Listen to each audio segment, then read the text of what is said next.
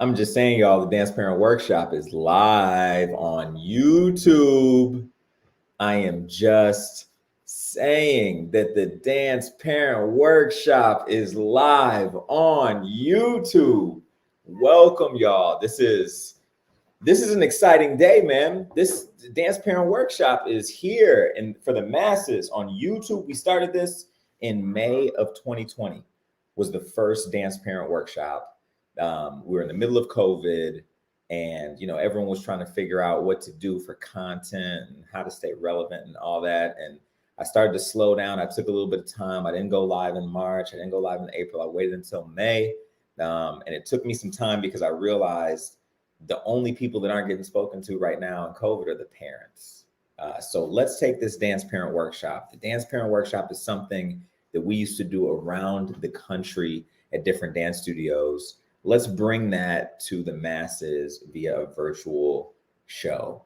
And the Dance Parent Workshop was born online, and it was pretty great through COVID. We did it mostly every month. We missed a few months here and there.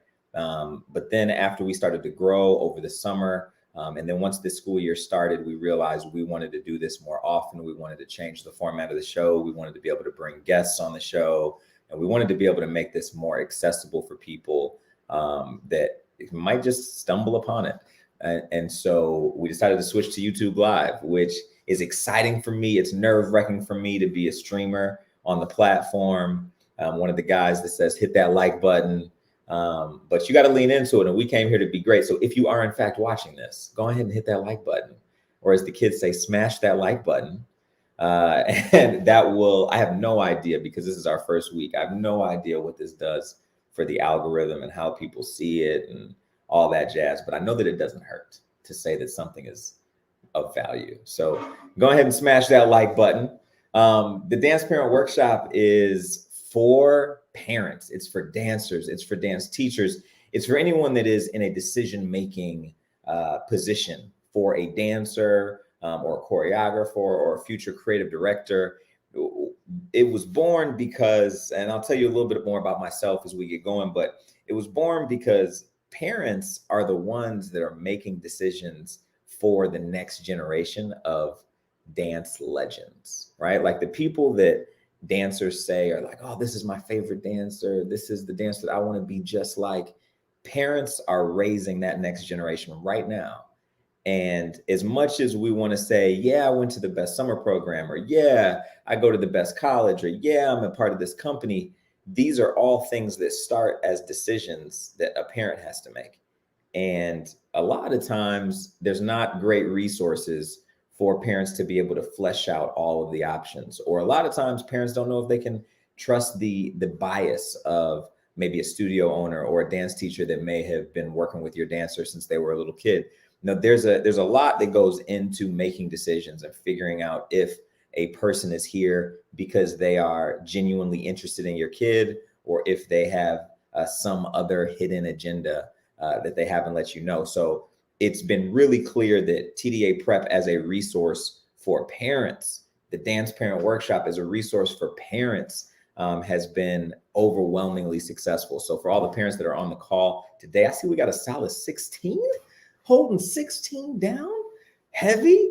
I appreciate you being here, because it's not, you're raising a child. And so for you to come and say, man, maybe I can glean a little bit of advice, maybe I can glean a little bit of information from this guy that will help me raise this life, I don't take that lightly. And that's why the Dance Parent Workshop is here. It's here specifically for you. So please feel free to ask your questions in the chat. Feel free to shoot me emails with your questions if you'd like us to cover it every week. The Dance Parent Workshop will be 3 weeks per month, every Tuesday night at this time, 6:30 Eastern time, 5:30 Central. And we'll be covering different topics throughout every week. Now, every week we'll have different guests that will stop by to talk about different parts of the show. There will be a Q&A section, and a lot of little Easter eggs that we'll leave for you to try to add value for parents, teachers, owners, anybody that might be watching on a Tuesday night.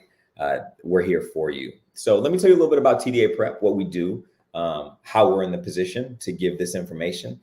We are a prep school for the performing arts and specifically for dance.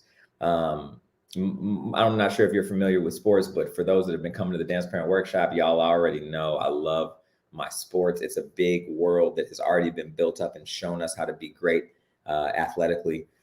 So we can borrow a lot from that. And the sports world, they have prep schools where if you graduate high school and you're not quite ready to go to the Big Ten school or the SEC school or the #1 school of your choice, the D1 school as an athlete, you can go to a prep school and build a bridge from your high school graduation to your freshman year at college. And in that bridge, you can train and work with some of the best athletes across the country so that you can raise your skill level to be more attractive to these colleges. The prep schools also maintain great relationships with the D1 schools, with the big basketball teams and football teams, so that they can better place kids into those institutions once it's time for them to graduate from that prep school. TDA Prep is that school for the dance world, right? So it doesn't matter if your kid wants to go to a dance company, if you want to go to a dance college, we are here to help you get to that point, right? We're not here to have you join our company. We're not here to have you be in our recital. We're not here to have you be in our nutcracker. We don't have any of that. We are here exclusively for what you need to get to the next level. Not only do we know what you need to get to the next level, but we also know what type of decisions you're going to have to make along the way. And we try to empower you to not only make those decisions, but make those decisions in a way that will allow you to thrive once you get there. The main thing about us is that we want dancers to have a high quality of life, an extremely high quality of life. And that does not mean dancing for the biggest company in the world. That means dancing in the company that is right for the type of lifestyle that you want and the type of lifestyle that you need in order to succeed at everything that you do. Because at some point, you will not be on the stage. And when that happens, you want to be prepared to continue to thrive in a great life, a great life. So that's what we are here at TDA Prep. We're here for the parents. We're here for the dancers. We are here for the people that dance has called, whether you're here by proxy because you're a parent and dance has called your student, or whether dance has actually called you as a dancer, a teacher, a studio owner, director, a choreographer. You're our people, and I am your guy. So welcome to TDA Prep. It's everywhere. I got the lights on today. Got the lights on in the background. We got it on the microphone. Go ahead and fix my little eyebrow. Got it on the shirt. We're here. We're ready. We're ready with this Dance Parent Workshop. So welcome. That is TDA Prep. The rules. Now that we're on YouTube, the rules are a little different than Zoom. So for my first timers, welcome. For the folks that are returning, welcome. Here's how we're going to do this thing. So if you have questions, I want you to drop those in the chat. We have moderators in the chat that are prepared to capture those questions and make sure that they get to me on the platform that I'm using. And I will see your questions directly as they pop into the chat. So there's multiple ways for me to see them. One of the great things that happens in the Dance Parent Workshop is that there's so many different parents at so many different levels of the game, right? So you might have a parent whose daughter is, and you know exactly what I'm thinking about if you're them, whose daughter is a sophomore in college, or you might be a parent who's brand new to this dance game. Your daughter or your son is like 11 years old or 12 years old, and they really just want to be professional, and you're at the very beginning of figuring this out. So all of these different levels and levels of experience and people from all over the country, you know, when we do Dance Parent Workshop on Zoom, there's between 30 and 70 people depending on the month. And those individuals are from all over the country. And it's really important that you consider what region you're in when you think about dance, because dance works differently across every region. So what's really great is that when you throw your questions in the chat, everyone can see, and different parents, different people with resources, with experience levels at all these different levels will start to answer your questions and give you different feedback based on what they've experienced. So it's not just me. This is a community of people that care. We're not the crazy ones over here. We're not the ones that are gossiping about other dancers, that are trying to figure out what variation you're working on so they can do the same variation. We're not like that over here. Over here, we just want to make sure that you get the clean and clear answers so that you can make the best decisions for your kid. Everything else is secondary. That's number one. So thank you for being here. That's how you ask questions on this platform. Again, go ahead and hit that like button, smash that subscribe button, and let's jump in. So for the folks that are new, let me tell you a little bit about myself. Why am I here? How did I get here to this point where I'm hosting the Dance Parent Workshop on Tuesday night on YouTube Live? How did we get here? Man, so when I was in the 6th grade, I was homeschooled just for academic reasons. And my parents decided that I needed a gym, like a physical education class. And so they put me into hip hop, the local dance studio. They had a hip hop company, and, you know, they did the Star Power and NYCD and all the stuff, right? And so they put me in that company, and I was like the man. I loved that. That was the best time ever. Dance called to me in those rehearsals, in those hip hop classes. Dance chose me. And from there, I think it was like, you know, middle of the year, I'd been doing it for about a year, and I was pretty good. You could tell I was pretty good at it. I told my parents, I said, I do not want to go to college. I'm all of, I think, like, what, 12? You know, of course, I had all the answers at 12, like all 12-year-olds do. Duh. So I go to my parents, bright-eyed, very serious, and I say, I am not going to college, just so you know, FYI. I'm not going to go to college.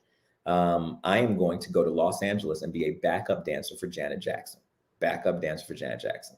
And my parents were looking at me, the skinny kid who's probably about 100 pounds soaking wet, and who's saying, I don't want to go to college. Keep in mind, my parents had already sent 3 kids to college, to a Big Ten school, an HBCU, and an Ivy League school. And then their little skinny little dancer boys coming up to them saying, I don't want to, I don't want to go to college.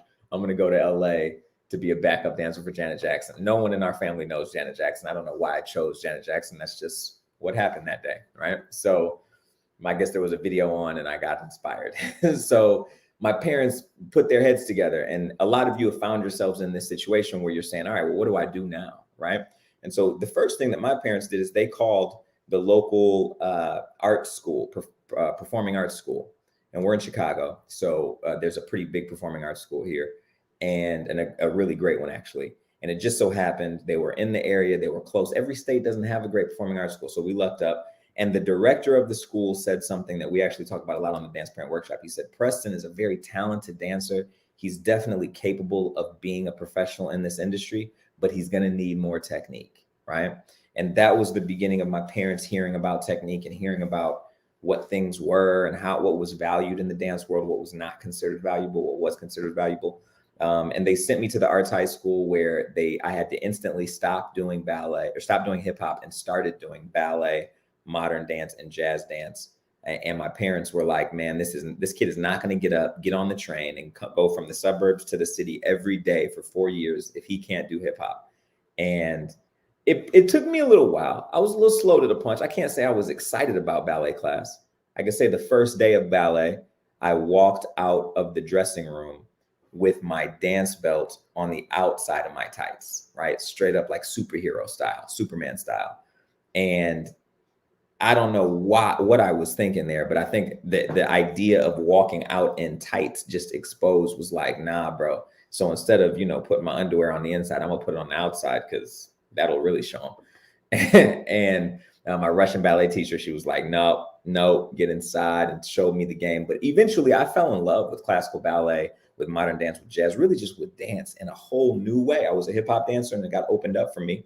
And needless to say, I did not drop out. I kept going. My parents were shocked. I got good enough to be accepted into the Ailey Fordham BFA program right around the time it was time to graduate. And so now I'm a senior in high school. It's time for the manifestation to happen. I'm not going to college, y'all. I'm going to LA to be Janet Jackson backup dancer. I didn't forget. Kids don't forget. And I did the thing. I did the ballet. I have more technique now. Let's go. And my parents, they said, all right, we apply to one school. We should apply to one school. I applied to Fordham University. And then the other option was LA. And I started to set that up and get my relationships in order and see what the reality of that situation would look like.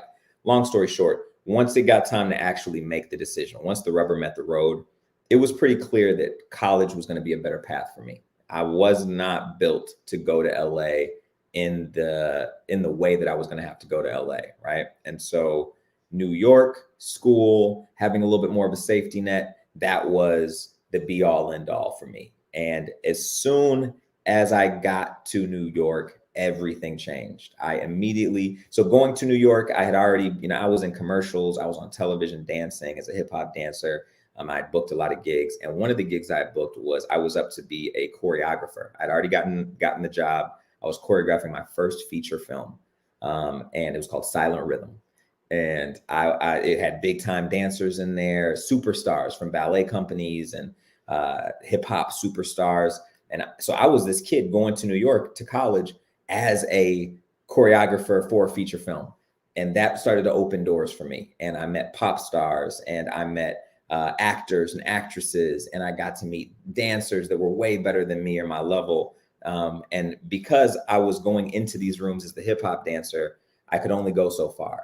But as I started to train at Alvin Ailey and at the BFA program that they have with Fordham, as I started to train and get better and better and better, freshman year turned to sophomore year turned to junior year, by senior year, I had a reputation and a brand as being the choreographer and coach that could do everything. I was good at ballet, I was good at modern, I was good at jazz, I was good at hip hop, and I could translate these languages into different vocabularies.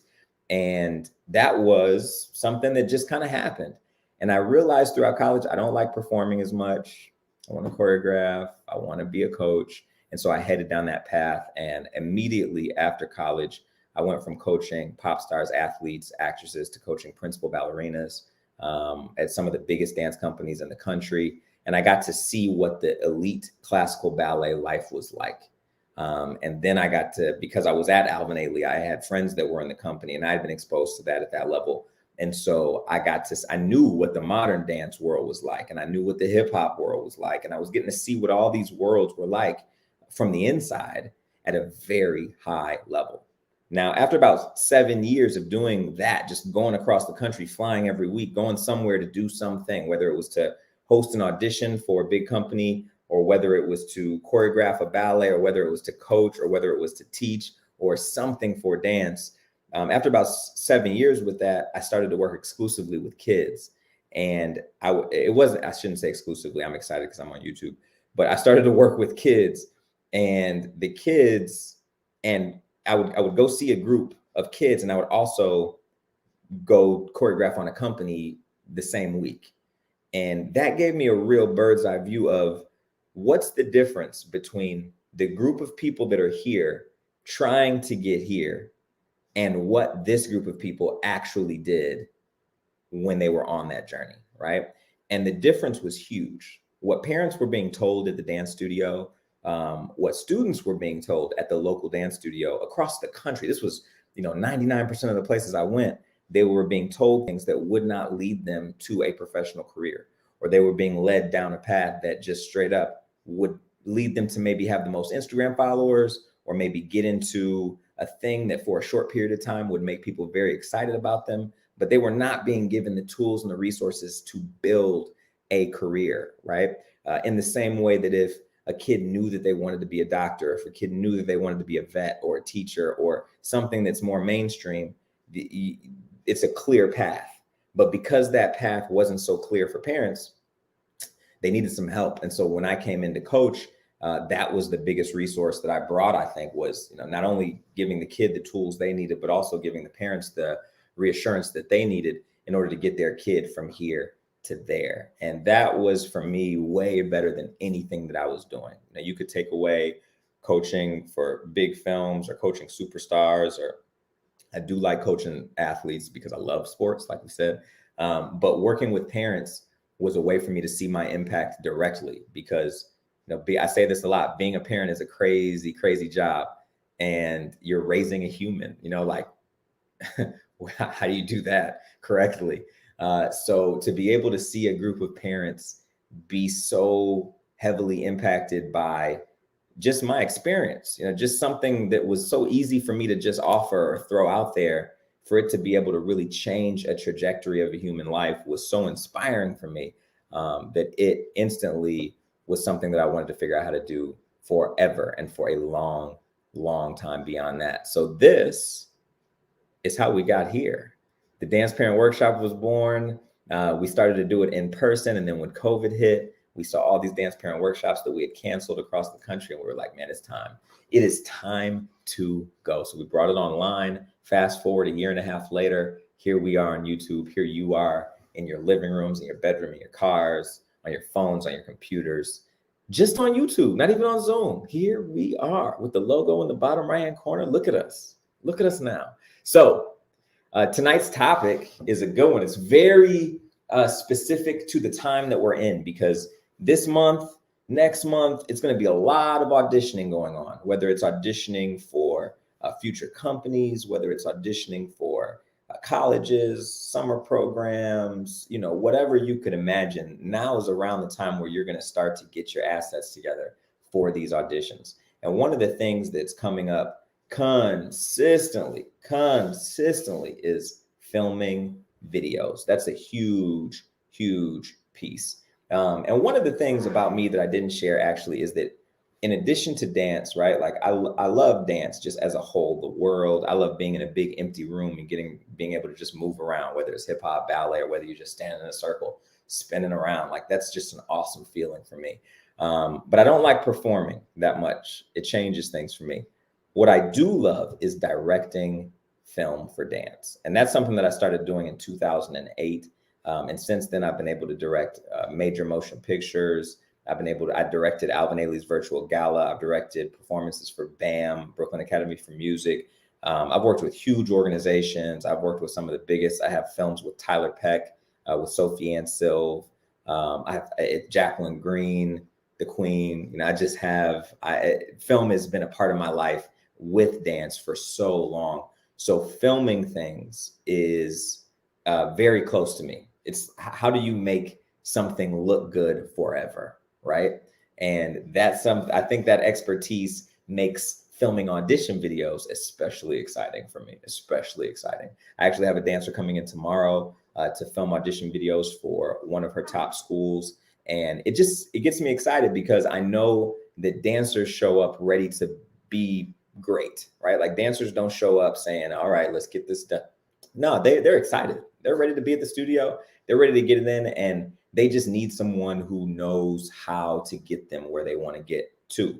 And I know that's me. So this is really exciting, especially this filming videos piece. And today we're going to drop off the top 5 tips. I'm going to be honest, I'm going to give you a lot more than 5 tips. This is just going to be like a masterclass here about how to film for an audition, not just an audition for a college. We're going to talk about filming an audition for a company and where that might come in. We're going to talk about filming for summer programs, everything that you might want to film for an audition to present yourself. We're going to talk about that today.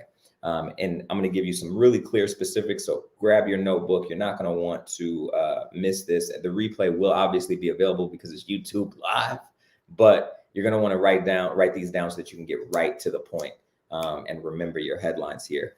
I can tell you for sure, I work with a lot of schools, a lot of directors of different departments inside these schools, sometimes the directors of the dance departments themselves.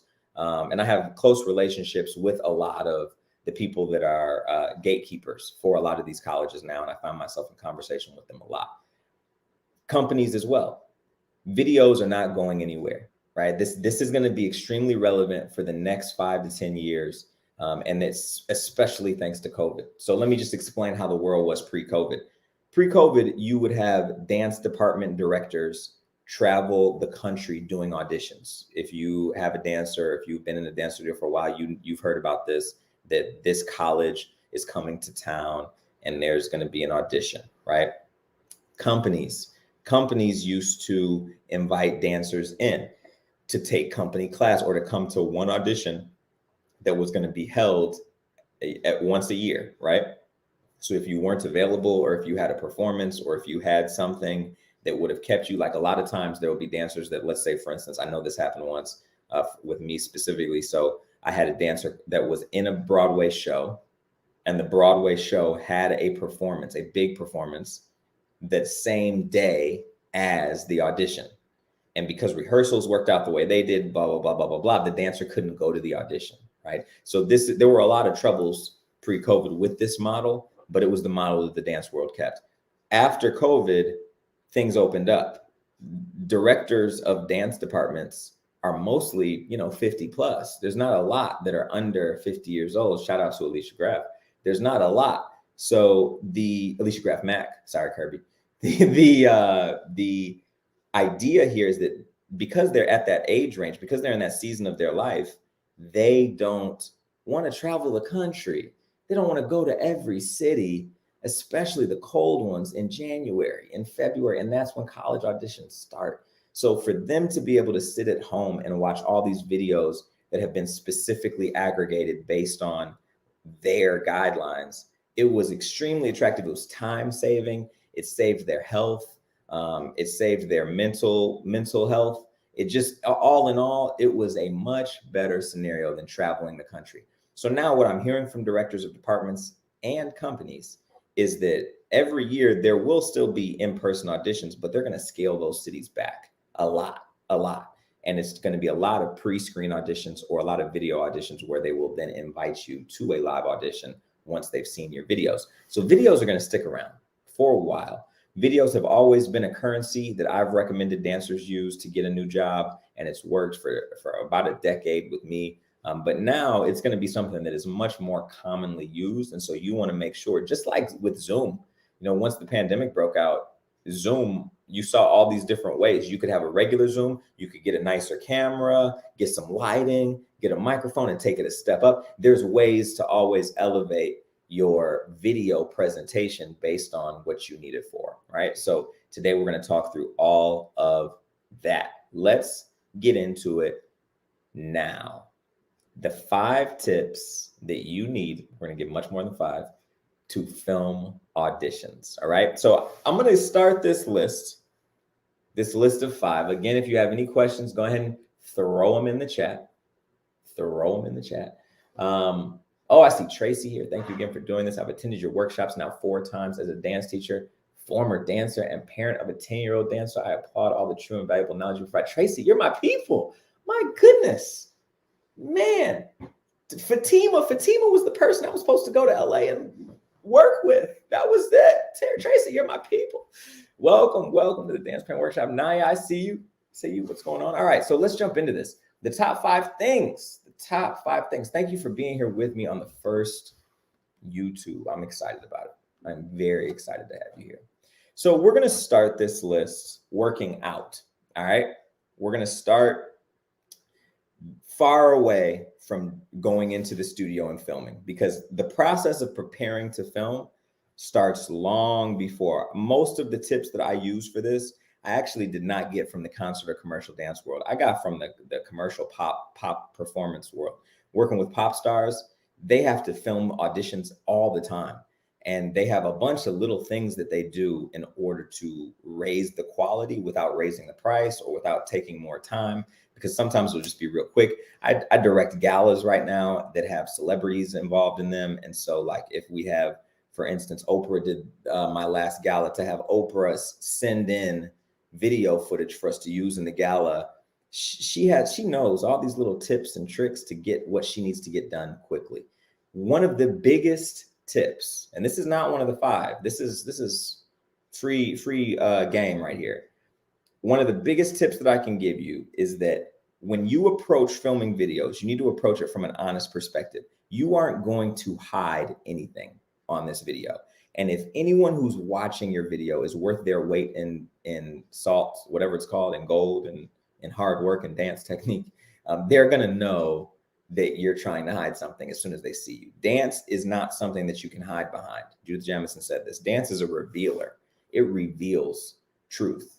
So for me as a coach, I just need to watch you dance for a few minutes and I can kind of figure out what's going on in your life.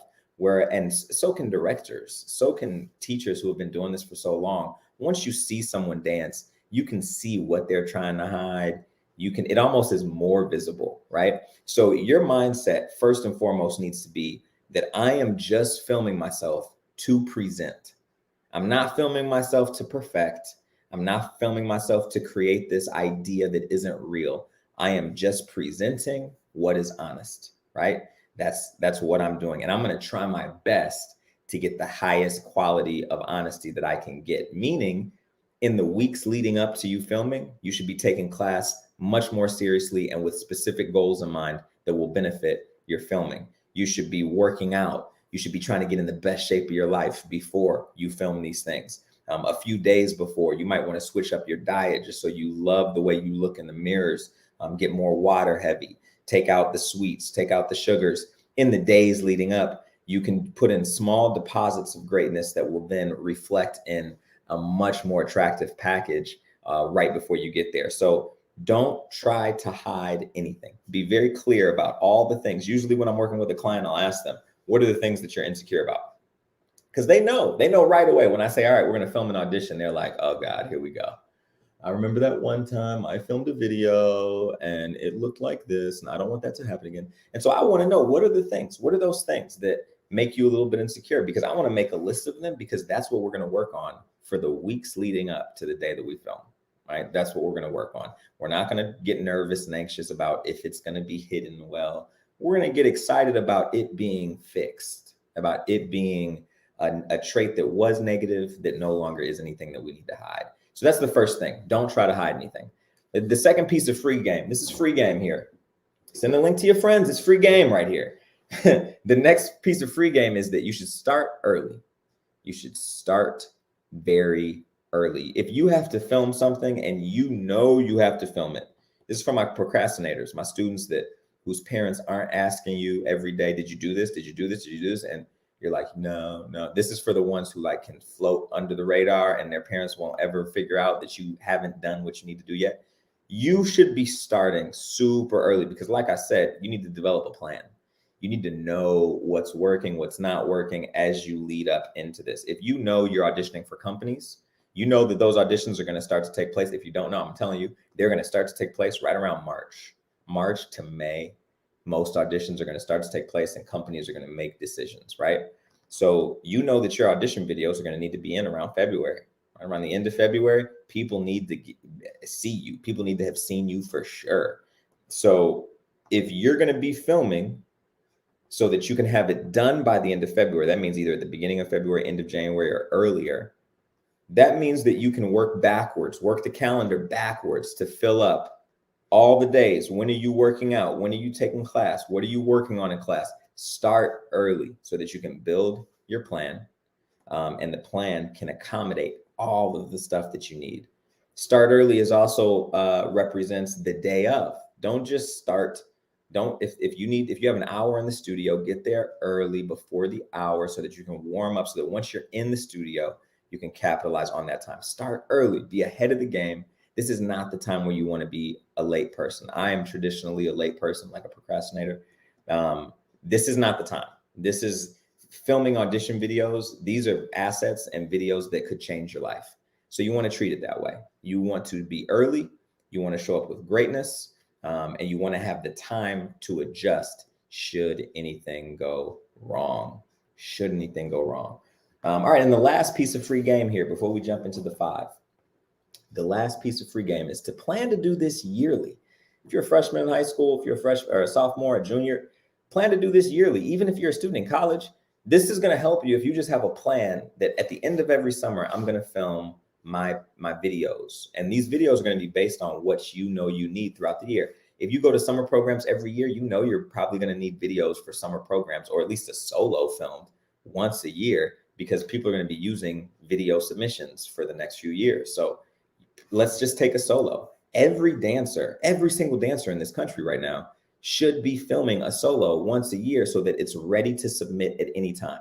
As a choreographer, when I was choreographing shows, award shows, or tours, or performances, I had a piece of work that was rehearsed for weeks, that was filmed professionally, and was edited in a very specific way, ready to go at all times. It was my go-to piece. If I didn't have time to get in the studio, or if I was traveling for a gig, or if I was out of the country or something, and my agent called and was like, hey, Preston, I need a piece of work from you. I had a work sample that I loved. I was so proud of it.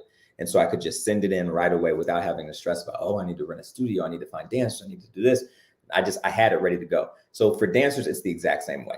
You want to make sure that you're building out based on what you know you're going to need. And every year you're going to need a solo. At the very least, you're going to need one solo. If you want to be a classical ballet dancer, you're going to need a variation.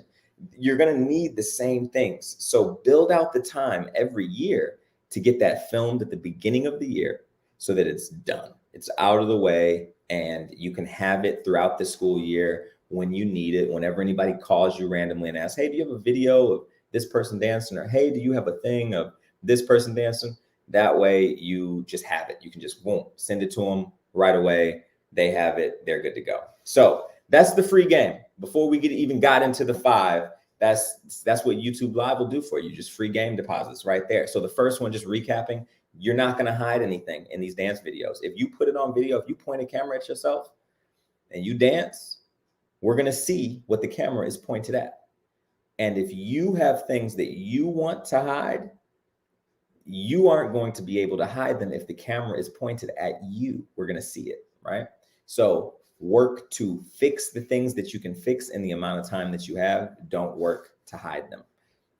Second piece of advice, free advice, start early, start very early. You don't want to be rushed. That means in the big picture and the small picture, start early in your month's planning beforehand, start early on the day of, get there early. And then plan to do this yearly. Put this in the calendar. When are you going to film your audition videos? Every single dancer in the country, student dancer or professional dancer, should have a performance on video that they can send out at any given time, and unless you dance for a company that is a big time company like Jackie, my fiance, dances for a company that's huge, biggest modern dance company in the world. They put out videos, B-roll of her dancing often. There's videos of her on YouTube doing performances for television. She's been in movies. She has so much footage that people can find her dancing, and she doesn't really get asked to submit videos anymore. But she's 11 years in the company now, and that's 11 years after graduating college. So unless you're at that season of your life, you should be filming dance videos yearly that you are proud of to submit for an audition or for a role or something that might come around. That's the free game before we even get into the 5 tips. So if there are any questions about that, drop it into the chat. If not, we're going to keep it moving. I don't see anything in the chat, so I'm going to keep coming back to this. But let's get going. Just a reminder, if you haven't yet, go on ahead and like that video, hit that smash button. I'm very much about that now that we're on YouTube. Hit that smash button. See, I'm still so new at this. Smash the subscribe button. That's what the kids say. They say smash. Something about the verb smash. It's just way better than, can you please politely tap the subscribe button? I guess if you smash it, it counts double. So the first tip in my big time, I'm trying to make it sound better than it is, in my 5 tips for filming auditions. This is one that a lot of people don't think of, and I experienced it this last weekend with the dancer that came in to have her solo filmed. Stamina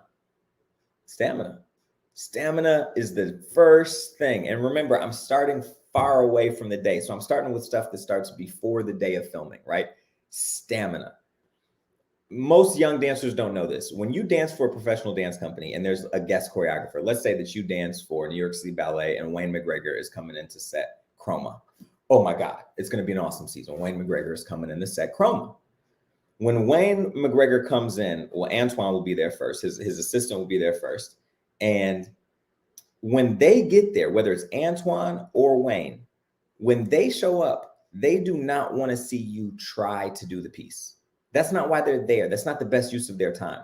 They are there to see what you're doing with the piece. And they're going to have you run it over and over and over and over again from wherever they want to. You could run the whole ballet and then they could say, great, let's do the whole thing again, right? So your job as the dancer is to be in shape to do what they're asking you to do for the amount of time that you have them for that day, right? When you're filming for an audition, your job is to get it on camera in a way that you can be proud of. And that requires you to do it more than once. The first time that you do a run for anybody is never the best time. That's why dancers have a warm-up class before they go do a performance. It's always the second time or the third time that you do a move that your body gets more comfortable and your brain gets more comfortable executing that move. So you're going to dance a little bit before you actually film, or before you get the version that you're going to love. You're going to dance a little bit. And so you need the stamina to be able to perform it without gasping for air. You need the muscle stamina to be able to execute the technique that we talk about in the dance parent workshop. Putting your shoulders down, lifting your spine up, lifting those elbows up, keeping the pelvis tight, rotating those knees. All that takes muscles. And if you do this over, let's say that you need to run it 3 times. First time is your warm up. Second time, you thought it was going to be the one, but you messed up that one move. So you decided to try it again. And now here's the third time, right? By the time you get to that third time, if you are not used to pushing your shoulders down and lifting your spine up for 15 minutes straight, that third time is going to be difficult. If you haven't built up the stamina to execute the technique over and over and over and over again, it's going to be, the piece isn't going to get better the more you film it. It's going to get worse the more you film it. So stamina is the most important part. And that's whether you are working with a professional, like a coach or a teacher. If you're coming in the studio with me to film your college solos, stamina, because we're going to run this a couple times. I'm going to give you notes on how you can make it better. And I want you to try those notes before we film. And then I want you to use those notes when we film, right? So you're going to want to make sure that you have the stamina to pull this off. The task at hand, which is filming your auditions. That's the very, very first thing. I see a question in the chat from Mahalet. Yared. I know Yared. It's an East African name. Hello. Hello. Hi, Preston. I'm a first-time viewer. I love the concept of the Dance Parent Workshop. Thank you. Thank you. Question. How can a dancer build stamina fast? That's a great question, Mahalet. So how can a dancer build stamina fast?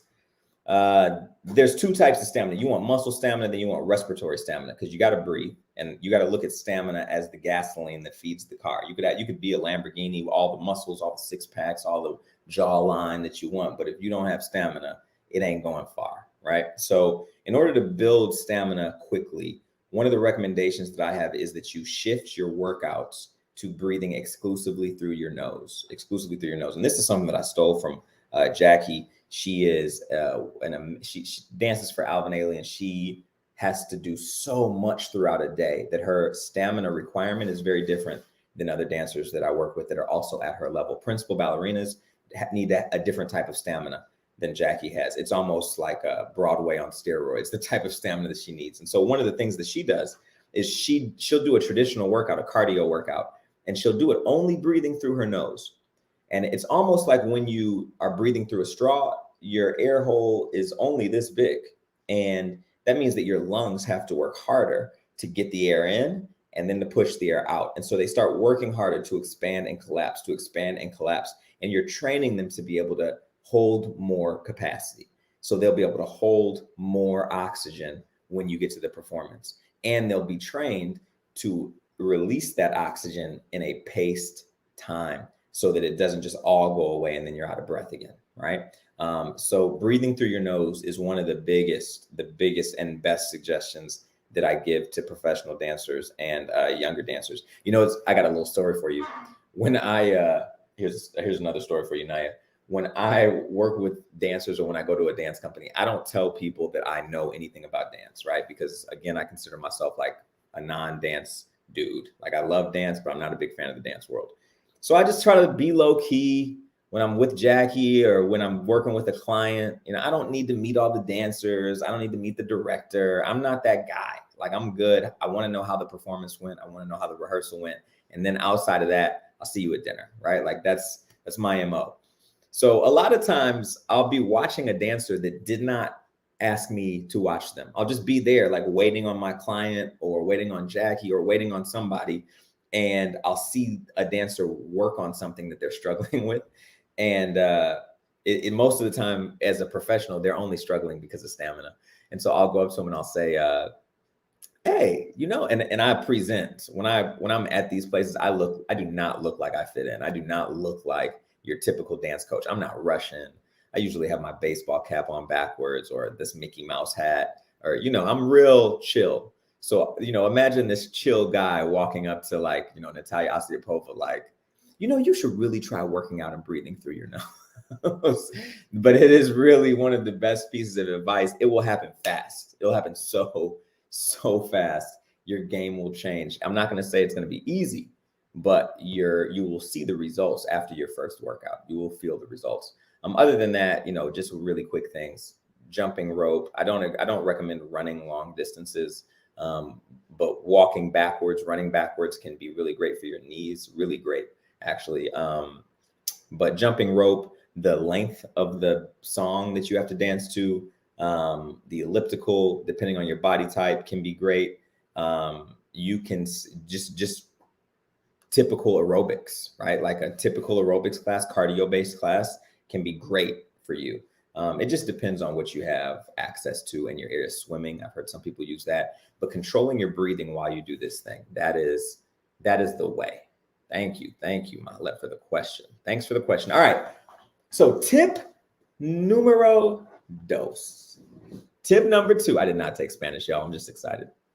Don't forget to hit that like button. Smash that subscribe button. So tip number 2. This is a tip about life, man. And I've been guilty of this before, but this is not just for filming audition videos. It's for everything. We use this tip for the dance parent workshop tonight. Study, don't envy. Study, don't envy.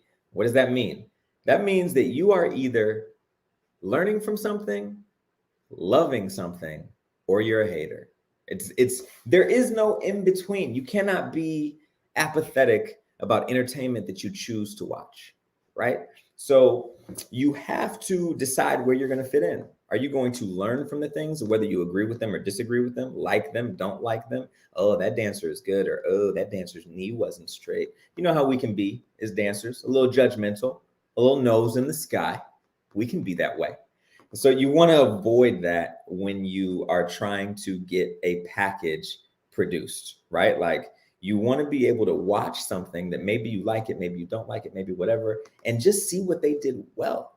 See what they did well. For instance, when we were doing this YouTube channel, when we were trying to figure out how to do YouTube, we had a short turnaround. Our last dance parent workshop finished on Thursday. It was a 3-day. And then we were coming back on Tuesday. So one of the things that we're able to do was, let's just watch YouTube channels, whether we like the channel or not. It doesn't matter what I think of it. All that matters is how well do they present what they're trying to present. And what can we take? That's how we figured out that the logo should be right. There it is. Yeah, the logo should be right there. That's how we figured out that we should have lights. That's how we figured it out, by studying, not envying. And if we saw something that we really, really didn't like, we didn't put it in. We didn't have to dwell on it. We just said, no, that's not for us. And then we moved on to the next thing, because there's so much to learn in this lifetime that there's not enough time to be walking around hating on stuff just because it's there, right? So look at, what does this mean for you in practical terms?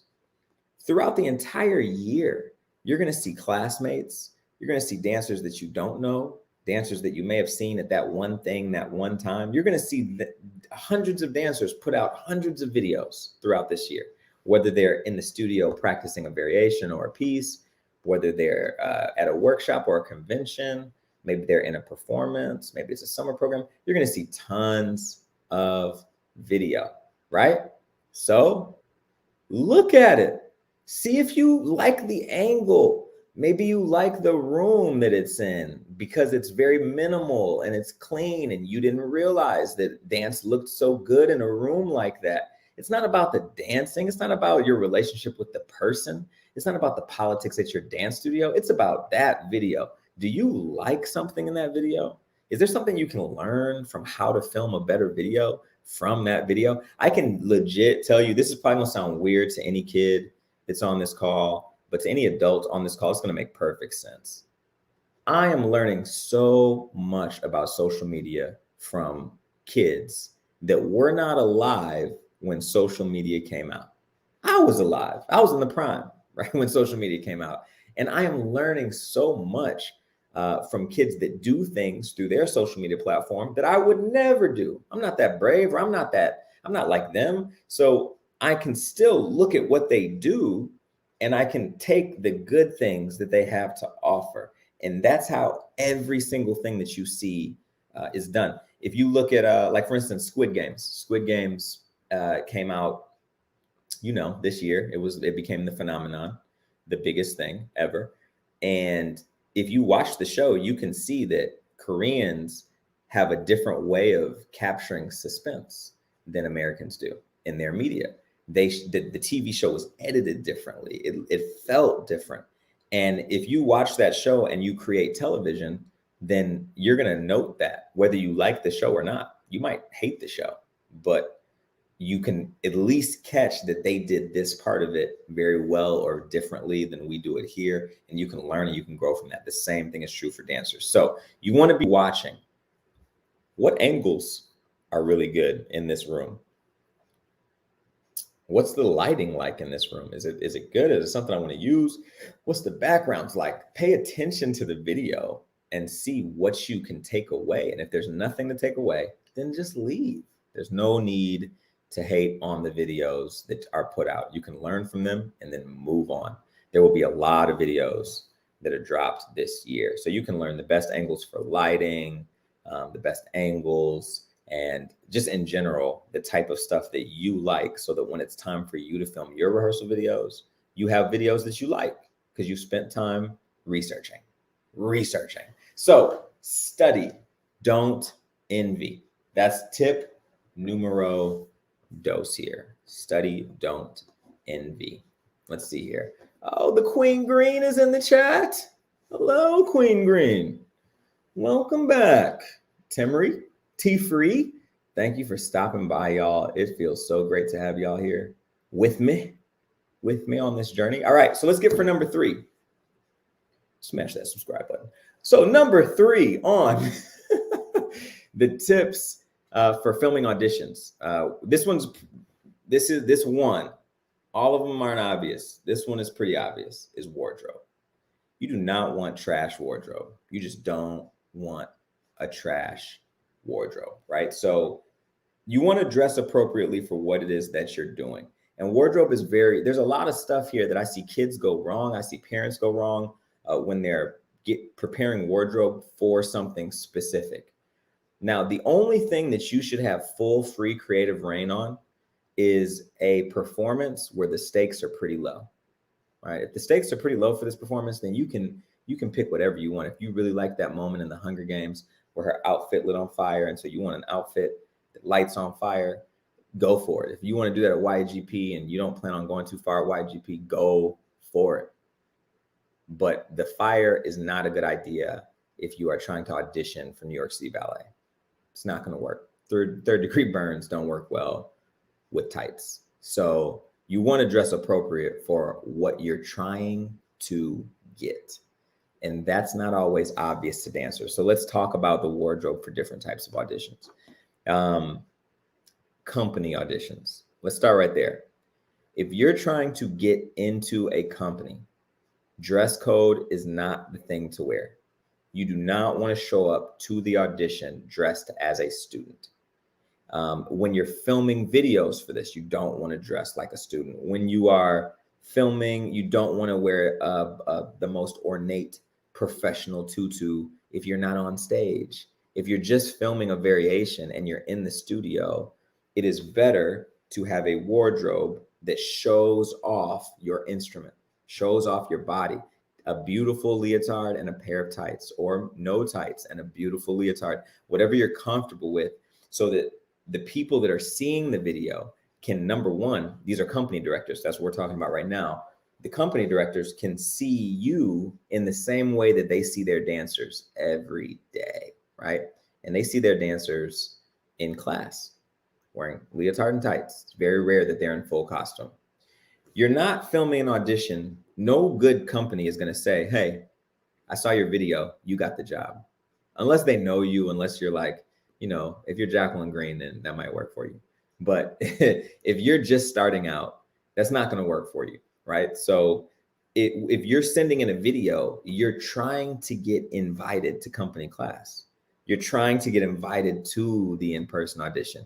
You're not expecting to get the job from the video. So you're not auditioning for a job. You're auditioning for an invitation. So the way you dress for that invitation should look the part of the invitation. And that is a class. That is being a part of a working group. You're not there to look like a superstar. You're there to do the work of a superstar. So you want to show that you're ready to do that. And I say to dress it down as far as performance goes, but dress it up as far as class work goes. That's for a company, right? If it's a performance video, then you're good. Wear the performance. That's even better than a rehearsal video. But if it's just in the studio, if it's just rehearsal, you want to be like the rest of the dancers that are in rehearsal. For colleges, there's a lot of college auditions coming. This is dress code.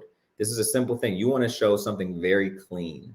What I recommend is all black, and that you wear black leotard, black tights. If it's a modern dance school, black leotard, black tights. If it's a classical ballet school, and just a little piece of free game, if you're a classical ballet dancer and you're trying to go to college, the only colleges that you should be applying to are Indiana University and Butler.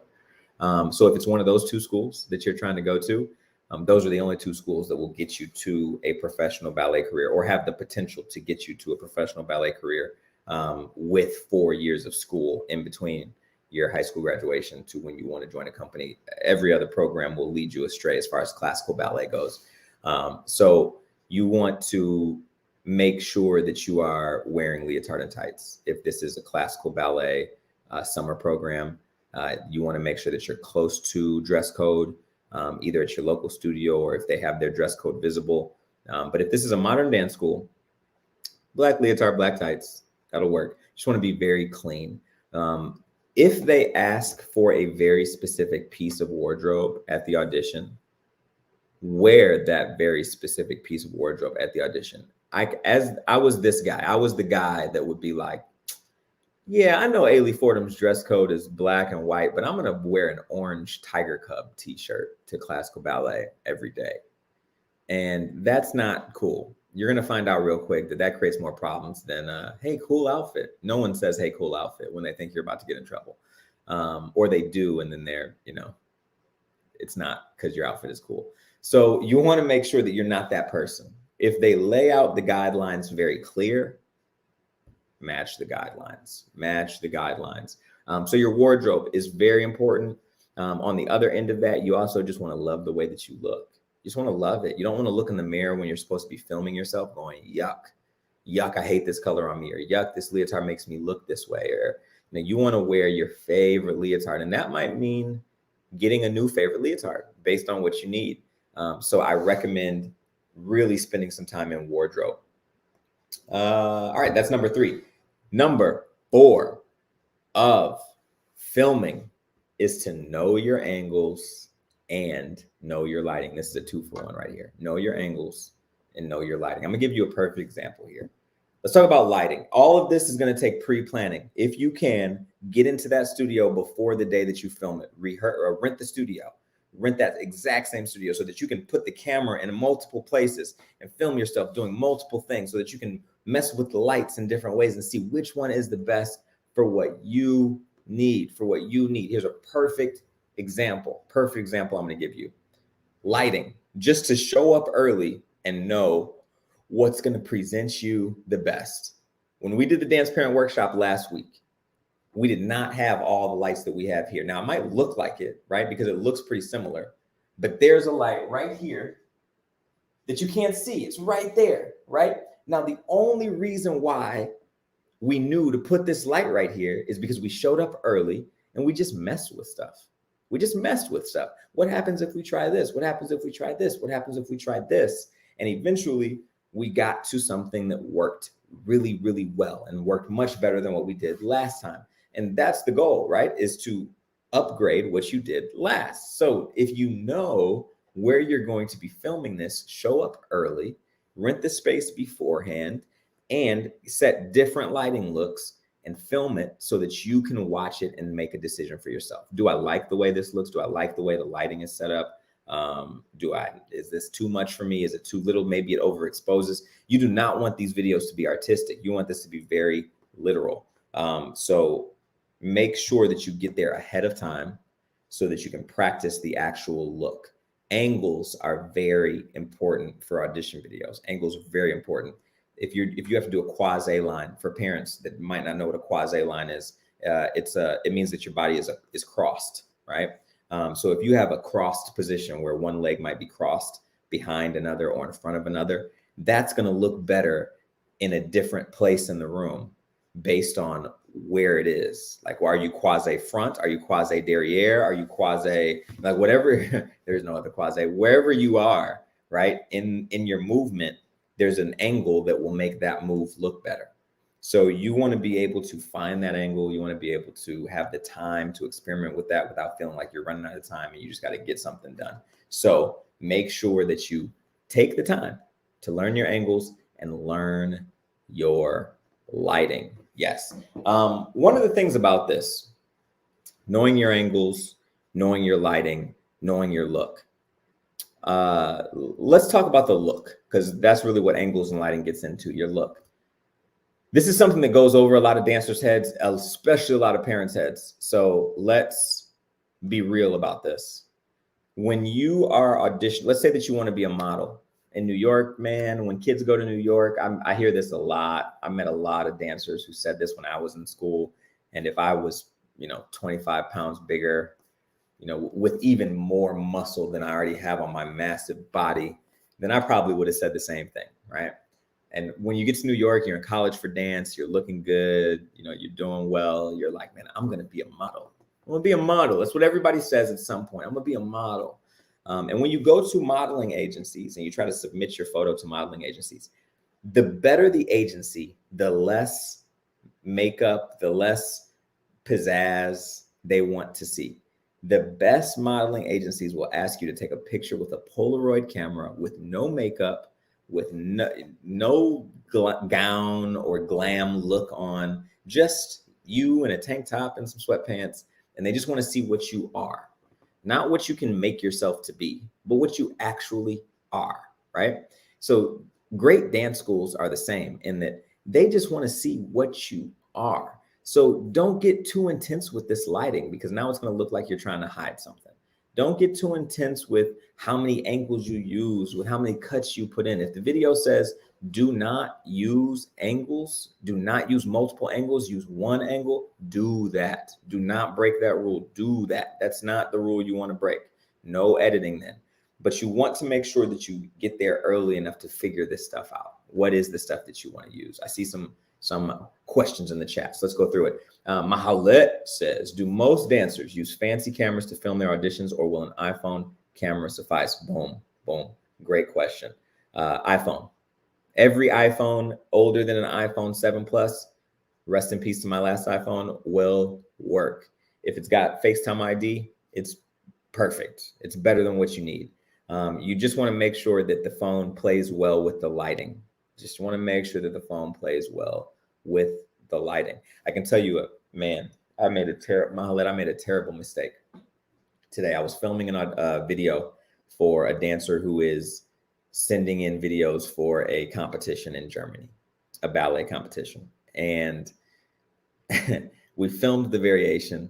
And I don't know if parents, if you know how dancers are with classical ballet, every run of every variation isn't always the best run, right? So you want to make sure that you get a good run. And as a dance coach, man, I'm always trying to make sure I'm not the reason why we have to film this again. Like if a dancer gets a great run, you want to have everything go right. When they finish and they're like, yes, that felt amazing, you better make sure that the video looks amazing too, right? So, because they're not going to want to do it again.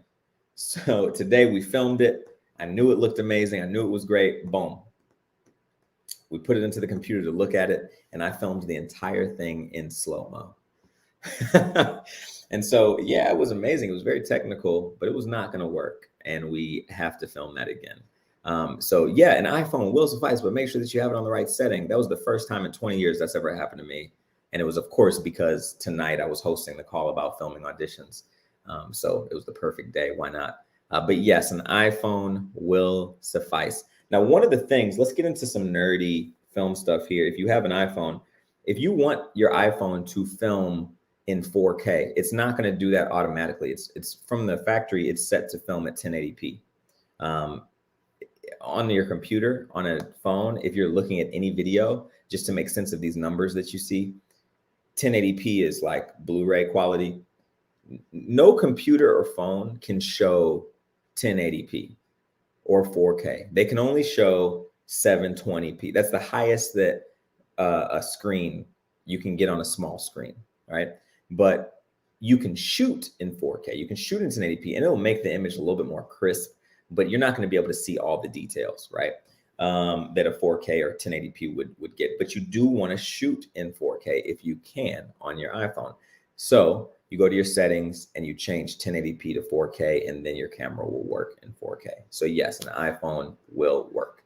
I see Timmery Freeman, T-Free. If you're filming on an iPhone, what do you think about using wide angle? I've noticed if you get to the edges of the space, the image gets a bit distorted, but otherwise the camera moves too much. Yeah, it's a catch-22. That's a big one. So these iPhones now, they have the ability, that's a great point. They have the ability to shoot at 1, which is like the iPhone's normal, 2, which is twice as zoomed in, twice as close as the iPhone's normal, or 0.5, which is half the distance away. So it's a wider angle, right? And 0.5 is really attractive in most spaces because it gets the whole space and you see the whole space without having to move the camera. Some places don't want you to move the camera at all. And they'll say in the guidelines, don't move the camera at all. I mean, like, you're not even allowed to go like this, like that. It should be on a tripod. It should sit in one place, and that's what it should be. Some places will do that. After COVID, people are being a little bit more equitable with what they ask for because they're realizing that everybody has a different situation as far as where they can film. But if they say don't move the camera at all, bar none, then don't move the camera at all, bar none. Put it on a tripod, set it to 0.5, and just deal with that little slight distortion. It will be fine.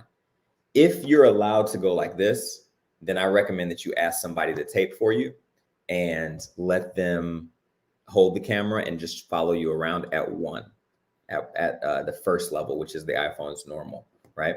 And don't zoom in and out. Don't do too much. Just hold it and go like this.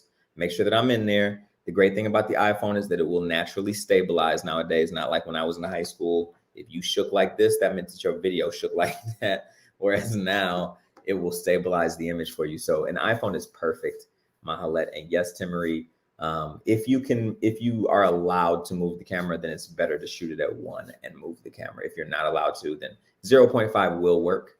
I've definitely shot some things there, but you'll see. I mean, we'll post on our Instagram a lot of different videos that are shot in a lot of different ways, and you'll see which one you like, and you'll see what you like more, what works for you and your taste level, because that's just as much a part of it. Yes.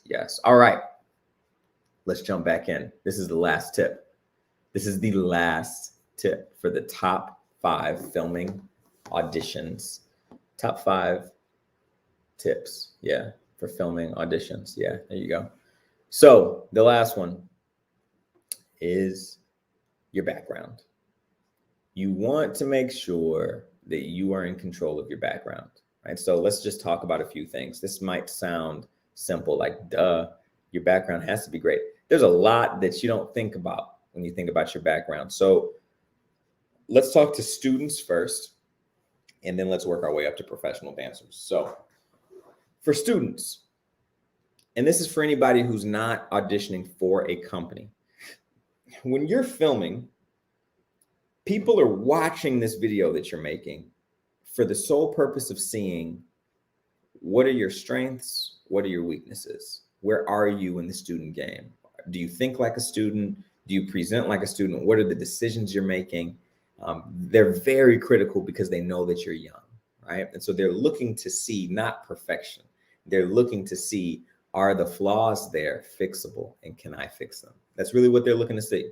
So you want to make sure that there's nothing there to distract you. There's this great Tide pen commercial where this guy walks in and do a job interview. He's got this stain on his white button-down shirt, and it's a stain like right there, right? And this stain has a mouth. And so when he sits down, the guy in the interview is like, hey, what brought you to this company? Why'd you want to interview here? And he's like, oh man, I love the company. As soon as he starts talking, the stain is like, blah, blah, blah, blah, blah. And it cuts him off and it interrupts him because it's distracting, right? Stains are distracting. I think that's the tagline. It's a really good commercial, apparently. So for dance, that's the same thing. Anything behind you that's moving, anything behind you that, you might have a studio that has a glass background, and then like people can walk and look in and see. And if you have people in your video like this, or even just a dog running around, I have a studio dog, anything that might move around is going to take attention away from you. a person is going to have to go, whoa, what is that? And then by the time they come back to you, they may have missed something that you would have wanted them to see or that they would have wanted to see. So you want to make sure that your background is simple if you're a student. I recommend clear backgrounds. For students, we film on an all white background here. I'm going to show you some sample videos in a second and just talk you through what we used for companies and what we used for student submissions for college. But you'll see it's a simple white background.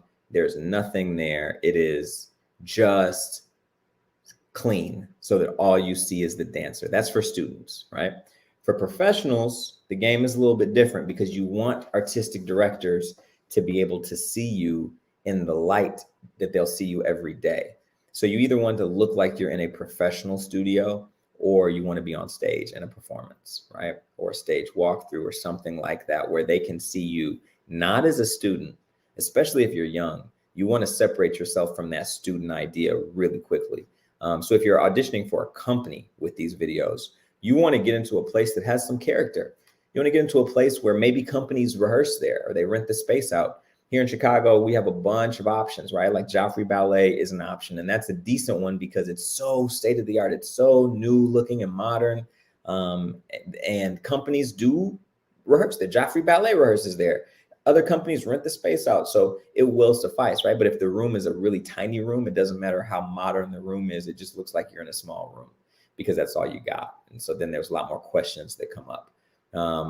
There's another place that I really like to film videos because it has an older feel to it. There's pictures up on the wall, but they're not corny cheeseball dance pictures. They're very historically relevant pictures, and they make the space look like a European or a Cuban or just some type of professional dance background.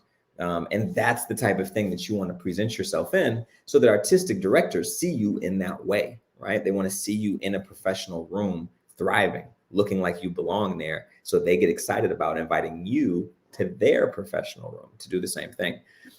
So it's two different things that you're looking for out of your background. If you are a student, you're looking for simple, clean, clear, no distractions, no noise in the back.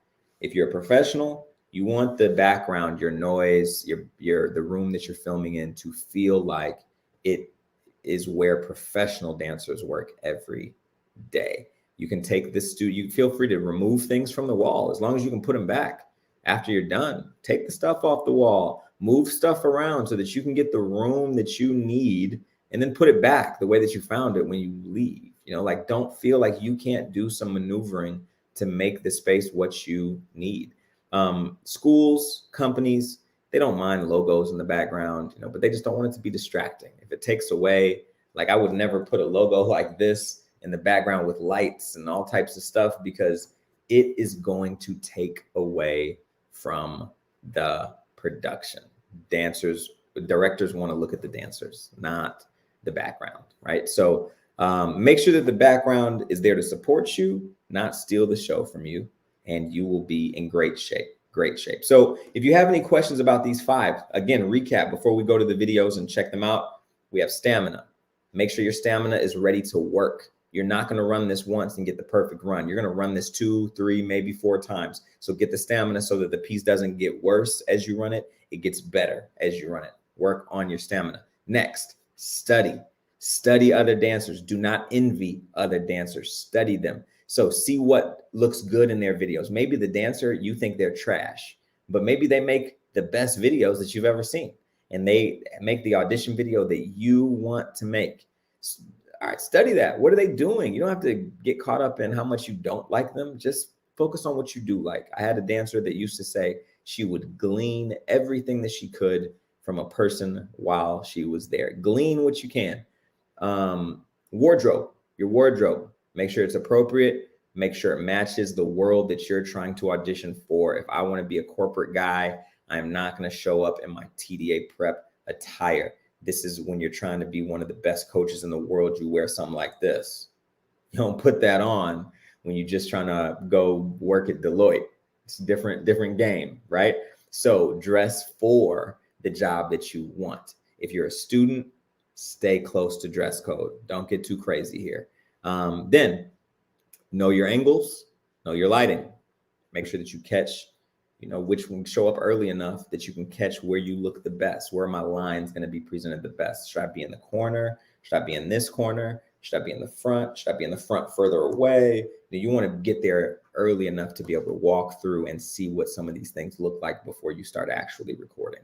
And then your background. Make sure it's appropriate. If you're a student auditioning for a student situation, clean background, simple.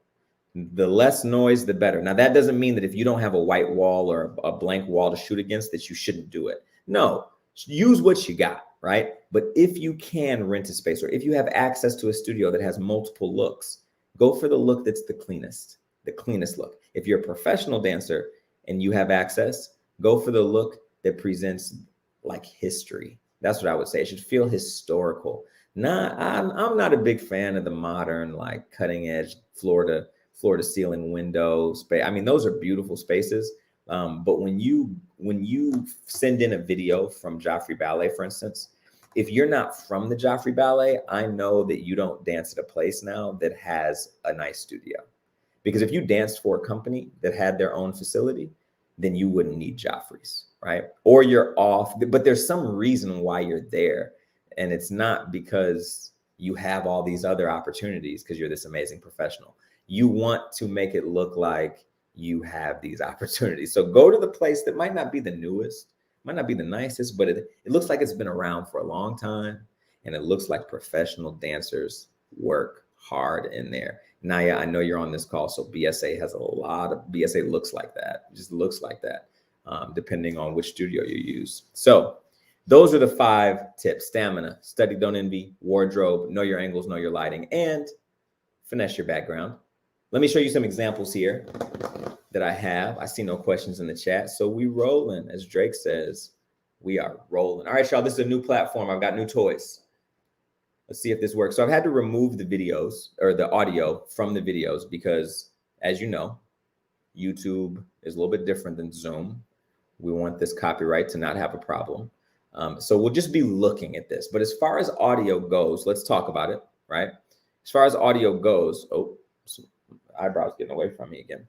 As far as audio goes, you want to make sure that you have clean audio. Sometimes you can film the video, remove the audio, and then add the professional sound, like the actual audio track to the video file, so it sounds a little bit more produced.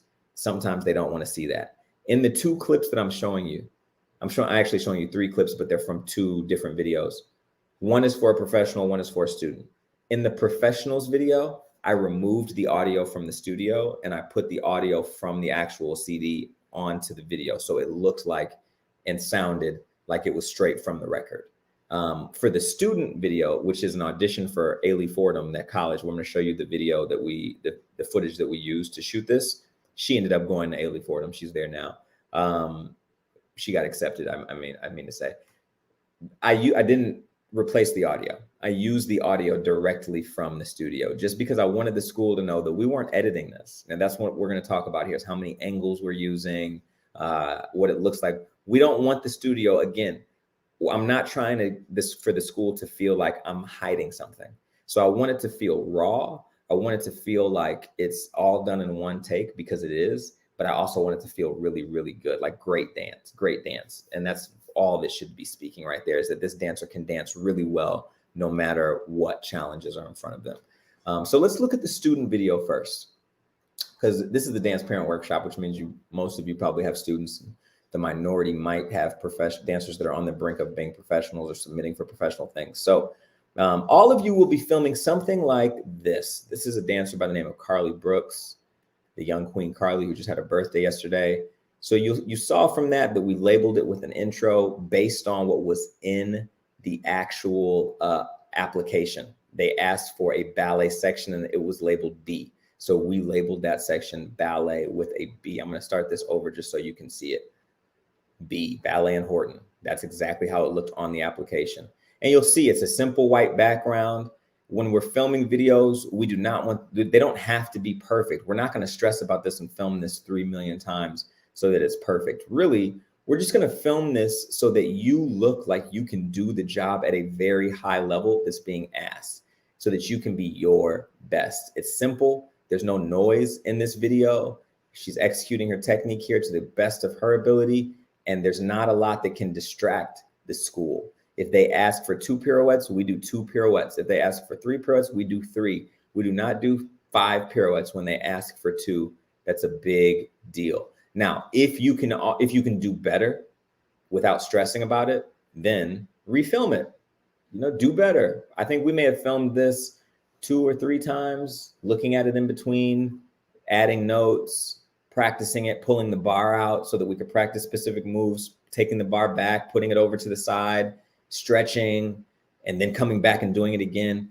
Do what you need to do in order to get it done. But then once you have it, get it done. Like there are flaws in this video that I can see, like, oh, I'll bet you she could do it differently if she had this, or I'll bet you if it was a different day, she could be better at this. But it's not about that. This is the dancer that she is today, and she got into this school. So you can see that it's actually not so much about how perfect you are. It's about what you have to show and how you present yourself, right? So that was the ballet section. You'll notice the camera moved. Take it back. It moves, but it only moved as much as it had to. I wasn't out here. I'm a film director, right? So I could have got real crazy with you and given you all types of angles, 3/4. We could have done a bunch of different angles, a bunch of different things over the shoulders. No, this camera is not on a tripod. I'm holding it, but I'm not moving. I'm only moving based on what I have to if she's going to travel outside of the frame. That's it. And that's because for a student, you do not want the place that you're sending this video to feel like you're trying to hide something from them, especially if it's the ballet portion, right? Now, here's another solo from Carly, Queen Carly. And this is her solo video. So again, like I was saying earlier, every dancer is gonna have a solo that they need to submit to be considered, whether it's for a job or whether it's for a school. And here we're doing this just a little bit differently. Here you'll see now we have some movement. It's still only one take. Dance schools, dance companies, they do not want to see you with multiple angles and multiple things unless it's that type of a video, which we're going to talk about because the next video is. You want to show one take. You want to make sure that they feel like it's one take because they're going to be watching it going, is this one take or did they do this 2 or 3 times? Or they're going to be looking for the holes in this thing, right? So you'll see here, I moved the camera a bit. I went from side to side to try to show off some of her better angles, but it's still not crazy. It's not like I'm moving every 2 seconds. It's not like, it's a lot of movement here, just enough that she's highlighted in the positions that she needs to be highlighted in. So for students, that's a great student example, right? One take, you got to do it like Jay-Z. It's going to be one take and done. And then if you want to do it again, if you mess up a turn, if you mess up something in that combination, start over from scratch. You do not get to edit these together. But then also if you're doing a solo, something that's a little bit less technical, they didn't give you any prompts or any guidelines that you have to use.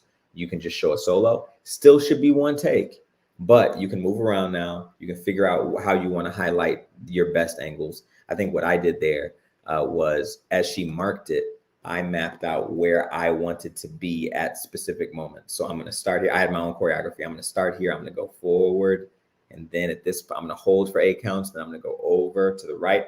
And that's just something that I learned being a director. But if you can, it takes a little while to get good at that. But if you can do a shorter version, a smaller version where, all right, I'm going to start here. And then by this part, I want to end up over here. If you can get something like that down, that will go a long, long way. All right. So now let's look at another one. This is a video that I made for a professional dancer. She was graduating from the Royal Ballet School and was looking for a job. She had gotten several offers, but she felt like the contemporary piece that the school offered her wasn't as strong as, sorry, bro. It wasn't as strong as the contemporary that we did here at TDA Prep. So she wanted to have a different solo. Now, I'm not going to show you the whole solo. What I'm really showing you here is to see we're in a dance studio, right? But we found a dance studio that had enough space and had a look that felt a little bit more professional. This is not the best. This isn't the best case scenario, but it's the best that we had access to at that time, and we weren't going to let that stop us, right? So we found this studio. It's a beautiful studio, huge spaces.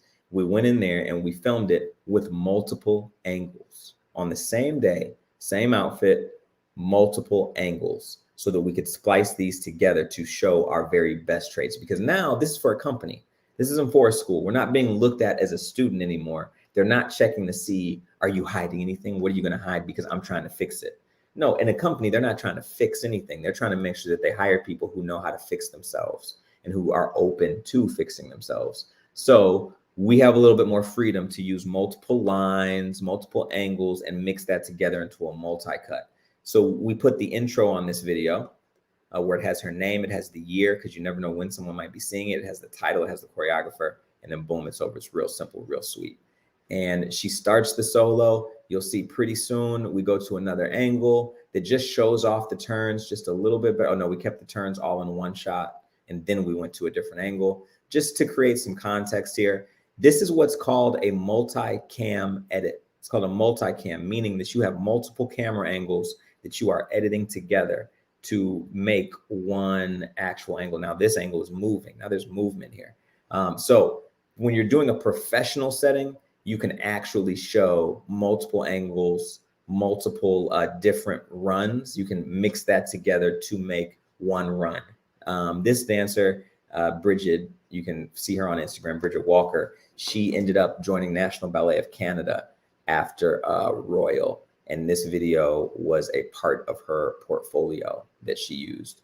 So you have a student video example and a professional video example to go off of, depending on what you're shooting. If you're shooting for a student portfolio or if you're shooting for a professional portfolio. So those are my 5 tips for filming auditions. Y'all, this dance parent workshop on YouTube thing is real. If you have questions about this, I want you to leave them in the comments now, because we're starting to wrap up here. Those are my 5 points. I wanted to make sure I showed you examples of this. I wanted to make sure that when you left here, you knew what this was supposed to look like and what the assignment was, but also more than anything, that you're not stressing about this. You don't want to postpone filming because the room's not perfect, or the lighting's not perfect, or I don't have the $1,000 camera. It's not perfect. You don't want perfection no paralysis through analysis. That's from Quincy Jones. You do not want perfection to slow you down. You want to be able to keep moving forward, but come as close as possible to perfection. So what you saw here is us making the best of the situations we had, multiple angles. I actually didn't have multiple cameras when Bridget and I shot her audition video for National Ballet Canada. I didn't have multiple cameras with me in that studio. So she ran it multiple times and I would move the camera as she ran it. So that is, you do what you can with what you have.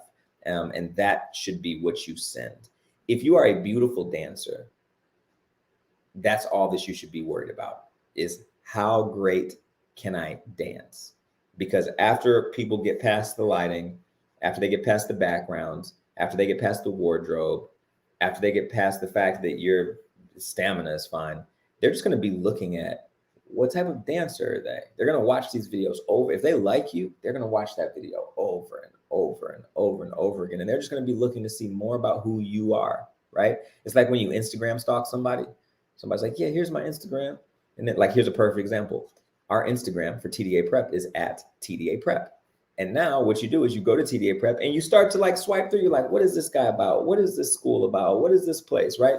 Like, you start to film, you start to look at what's happening in the place. That's what directors who like you are going to do. So you want your video package to feel very similar to those examples.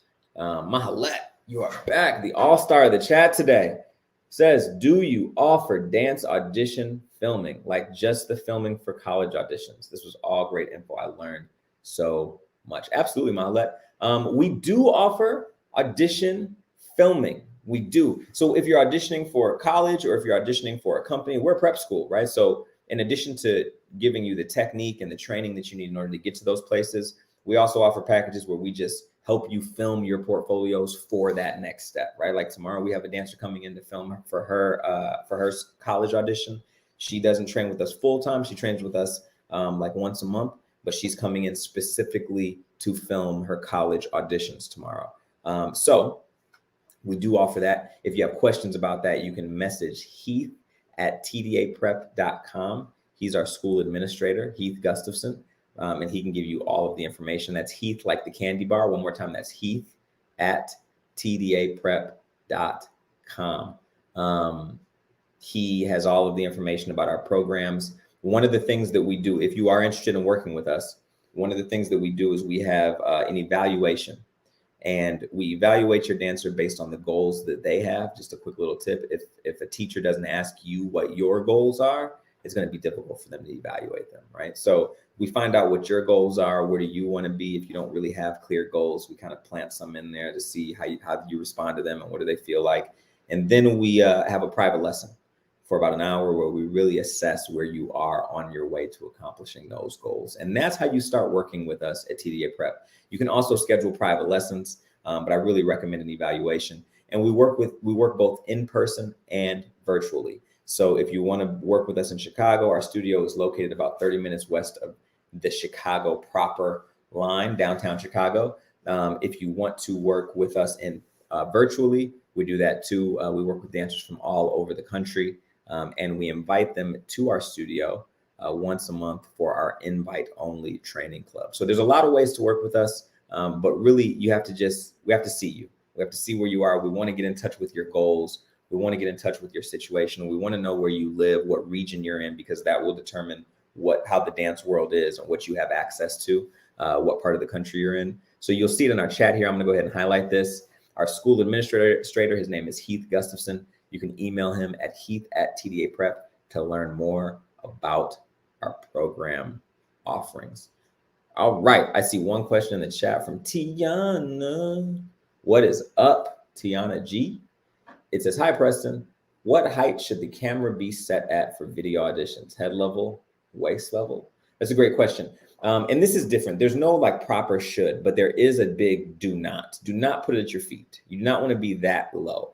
I recommend shooting it at the height of a person who is about 5'9". I'm 5'9", 5'10" when I'm angry. So you want to be right about, here. I would hold it here, whether I'm standing there or not. Like I might be over here like this, but I want to hold it pretty high up. You don't want it to get so high that it feels like you're looking down. You just want to try to be, level with them. If you do end up at the waist, if you have a shorter person and you don't want them to go like this as they're filming, that's fine too. The waist is fine. But for me in my space, the space that we have out here, this is a much better line for that specific room. If there was a window back there or if we were backlit, that might change the situation. We might want to hold the camera in a different spot. But what we found generally is that the higher you hold, the better. So the way we found this out, though, this will show you it's a lot of trial and error. The way that we found this out, so our school administrator, Heath is about 6 feet. Now, he might be 6'1", Heath, how tall are you in the chat? Heath is 6 feet plus, right? Or plus. I'm 5'9", 5'10" when I'm angry. So I always hold my clips right about here, right? That's where I was. And then one day I asked Heath to film, and Heath came in and filmed. He's 6'2". See, he came in and filmed, and he just naturally, he's a school administrator. He doesn't film every day. So for him, he was just like, I'm going to hold it where I can see it. And the video looked better because it was a higher line. And that's something that, you have to learn through trial and error. It's very different depending on the room that you're in. Great question, Tiana. Great question. The Tracy Moore. For younger students, juniors, ages 10 through 12, auditioning for higher level commercial intensives, mentorship programs, what should that background and camera angle look like as opposed to ballet or a classical program? Tracy, thank you for asking that. I get so into my concert dance folks and my ballet folks that sometimes I leave out the commercial information. So if you're trying to be a commercial dancer, let's go through the ages, right? If you're young, 10 to 12, that's really young, right? So if you're submitting for educational opportunities, that's what you wrote out here, commercial intensives or mentorship programs, then you want the background to look like a school with a minimal background. You don't want a lot of noise in the back, even though commercial, like if you look at Millennium Studio, that's the perfect example of a background that is minimal, but also has enough going on in the back. You don't want to send for commercial dancers. There a lot of times class will end with like a jam session or an improv session, and it'll end with like a circle of dancers. You don't want that footage. That's not going to work. You don't want people in your background, right? You want to make sure that you're in a clean room, just you, no class footage. If you are trying to get into something that is a little bit more professional, maybe you're auditioning for a commercial. They have 10-year-olds and 12-year-olds that are in commercials too. So maybe it's a professional situation that you're auditioning for, that would change. Now you want to have a clean background, as close to white as possible, or as close to a solid color, black, brown, blue, but you want to make sure that they can be seen clearly against that background. So that's why I recommend white or ivory. But as they get older, because your 12-year-old is one day going to be in the 13-year-old, and then the situation is going to change. As they get older, you want these situations to look more like the situation that they're trying to get into. So if they're trying to get into a better school or better mentorship program, you want the video that you're sending in to reflect that program. So try to find a more clean, more minimal background. I think there are a lot of great schools, especially on the West Coast, that have done a great job of branding themselves with their studio name in the background of videos. That's great for Instagram, but it's not necessarily great for your audition video, especially if you don't go to that studio, you're just renting out the space. So one of my recommendations is to bring with you something to cover that logo, or ask if there is a logo on the wall before you're renting the space. If you can't cover it, it's not a deal breaker. But then I would try to find a studio that has access to a place that doesn't have a logo quite like this, but might be more minimal, right? Like I think Autumn Miller has a studio on the West Coast that has just a triangle or a diamond, something like that. That's the logo. And that's super minimal. That's actually decent. That'll work for you. But in the commercial world, it's great because they're actually a lot more forgiving than the concert dance world. And they're a lot more flexible with what they will tolerate and allow. So, you have some room there, especially the younger that they are, but you just want that space to reflect what they're auditioning for, unless it's a professional job, at which point it should be a simple blank white room. To give you an example of what type of audition videos I would send in when I was working with commercial performers like pop stars or things like that. If they wanted me to submit, for instance, my choreography for like the VMAs, and there were other choreographers that were choreographing for the VMAs, then we would just go into a simple studio at Alvin Ailey. Like it would be a blank white room. We wouldn't have big glass, floor to glass things. We want it to be as blank as possible because we need the producers of the show to see the vision. We don't need fire. We don't need all the extra stuff that you're going to get once you're actually accepted into the thing. But in the commercial world, you just need to be able to see the bare bones, because you're going to add all this extra accoutrement to it. So don't get crazy with your backgrounds. Don't get crazy trying to match the excitement level of the situation in the commercial world. But minimal is always better, especially if you're a really talented dancer. Yes, y'all, this dance parent workshop is extremely close to my heart. I'm so thankful for y'all for stopping by here. This is, again, you're raising humans, and I am here to be as much of service as I possibly can. So if you're interested in working with us, if you'd just like to know a little bit more about what it is that we do, or if you have a quick question, you can email me at preston@tdaprep.com. You can email Heath for our programs and for our offerings to get included in any emails or messaging that might go out about upcoming events. You can email Heath at tdaprep.com. But we are here live every Tuesday, at least for 3 weeks out of the month. We'll be here again next Tuesday at 6:30 p.m. Eastern time. Be ready. We're going to have a great these topics coming up with all of the ways that we can help, all of the pieces of advice. And the next step is finding the guests that have the availability in the busiest art season of the year to come in and visit with us and answer your questions. And so as these go on, we'll have more guests from wide ranges. We'll have principal ballerinas to directors of scholarship at Juilliard to, just every little nook and cranny that might serve you. So if you have any topics that you would like for us to cover, please email either myself or Heath, and you just might see a whole show dedicated to that topic. But either way, I won't leave you hanging. So I will address your question at the very next dance parent workshop. Again, please email any topics that you might have for future DPWs to heath@TDA Prep. Y'all, thank you for coming to the first YouTube dance parent workshop. This is awesome. The people that watch this in 6 months, 7 months, when we have thousands of people tuning into these lives, they'll go back and they'll watch that first episode. So if that's you and you're watching this as a first episode, thank you for coming too. We're still here. We're still here being great. I will see y'all next week on Tuesday. It'll be Thanksgiving week. We're going to do one on Tuesday before Thanksgiving for the Dance Parent Workshop. So we will see you again here on YouTube Live, getting better every time. Thank y'all for coming.